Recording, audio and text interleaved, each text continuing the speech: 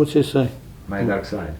That's very good. I have like a split personality. I have Maltese side and I have UK English side.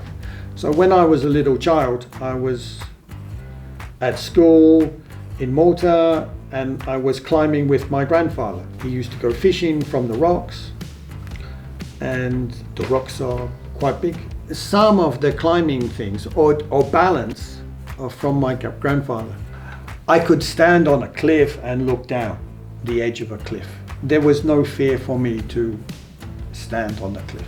These old people on Malta, they have a tradition of like this of climbing, but they don't have a word for it. They have been climbing for centuries.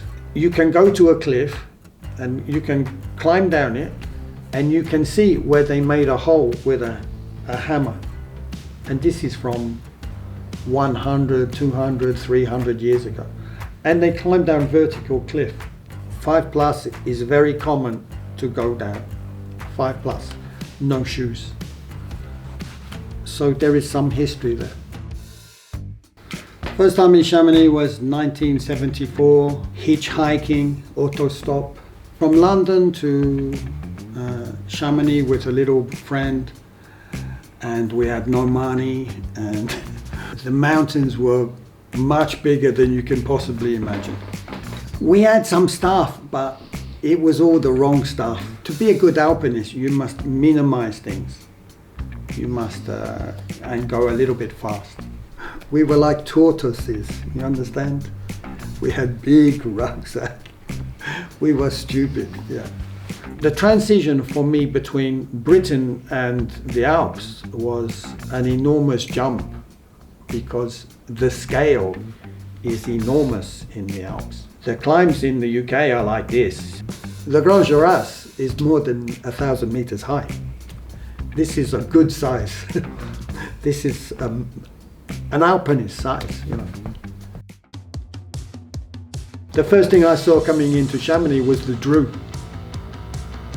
It's 1,000 meters of granite.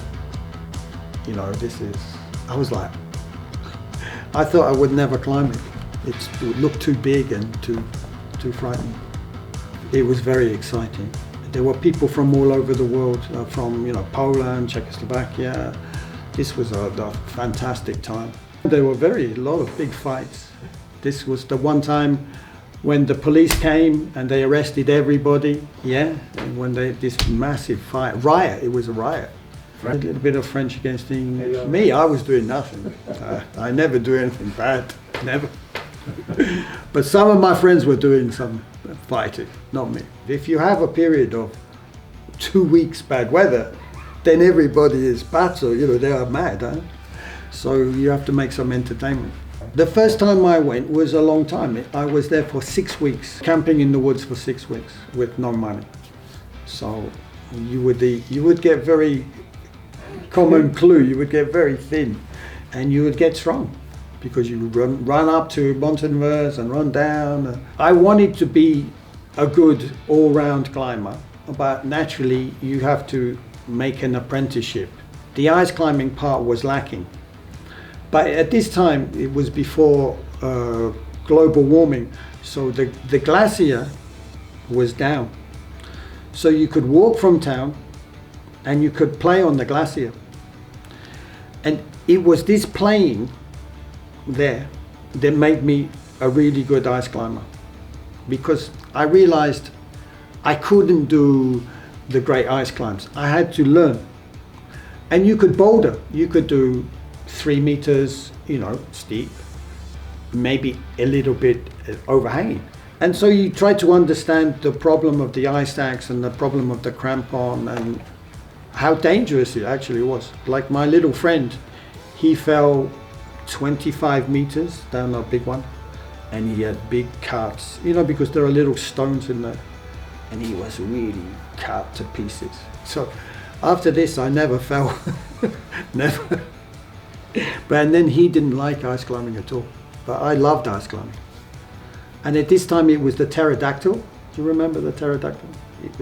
You had to be really, really, really delicate with this. And also for that. Yeah, But this was good for fighting because then you have the good strong hands.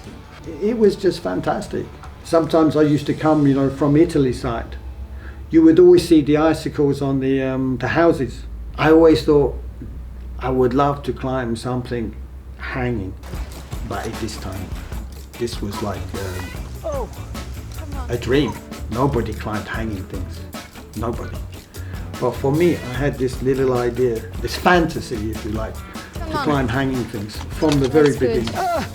Yeah, because it looked magical. It was like a fairy tale.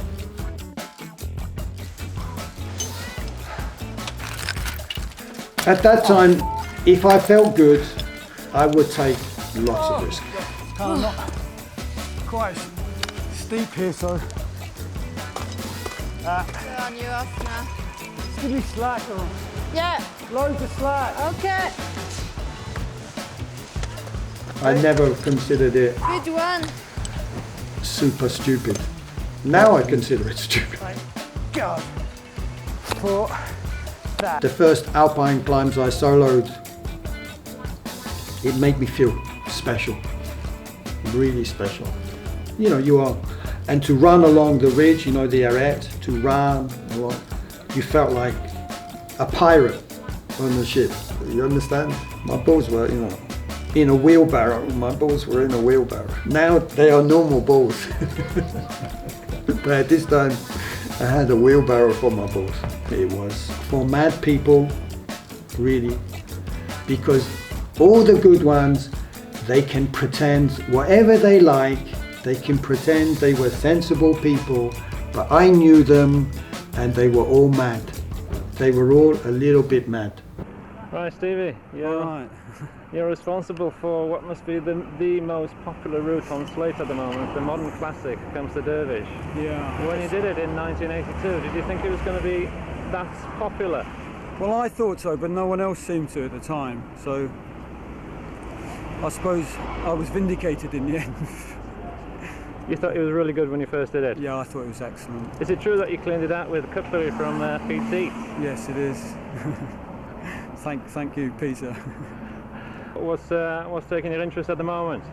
Well, I still do a bit of climbing, but I prefer a bit more of a buzz, you know. I prefer a bit more of an instant buzz. I suppose I could show you, couldn't I, really? Cheerio, man. Goodbye. Whoa!